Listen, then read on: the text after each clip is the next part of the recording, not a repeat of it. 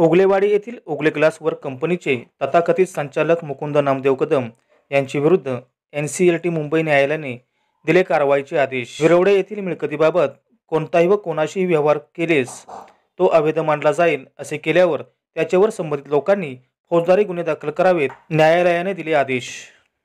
याबाबत सविस्तर माहिती अशी की ओगलेवाडी विरवडे येथील ओगले ग्लास वर्क लिमिटेड कंपनीतील गैरकारभाराची चौकशी करण्याकरता याचिका दाखल करण्यात आली होती।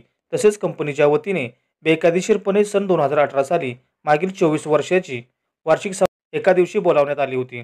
तसेच कंपनीच्या संचालकांनी वर्षानुवर्षे कंपनीत वार्षिक सभा न बोलावणे, हिशोब न ठेवणे, ऑडिट रिपोर्ट सादर न करणे व बंद पडलेल्या कंपनीच्या कामाबाबत मिसमॅनेजमेंट करणे अशा केलेल्या प्रकाराबाबत दाखल केलेल्या सदर केसमध्ये पिटिशनर यांनी नॅशनल कंपनीला law tribunal NCLT code Mumbai येथे याचिका नंबर 418/2018 दाखल केलेली होती। सदर या याचिकेची चौकशी दरम्यान कंपनीच्या संचालकांनी केलेल्या गैरकारभार पाहून न्यायालयाने रजिस्ट्रार ऑफ कंपनी मुंबई यांच्यामार्फत कंपनीच्या कारभाराची चौकशी करून अहवाल सादर करण्याचे आदेश दिले होते।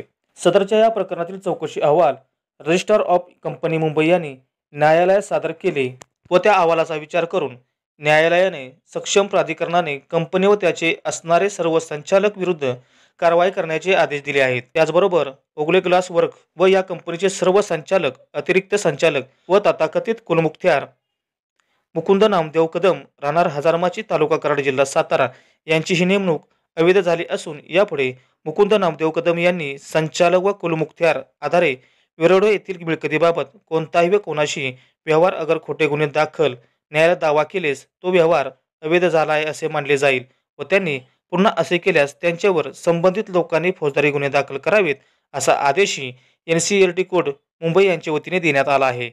कराड 24 न्यूजसाठी संतोष वायदंडे, कराड।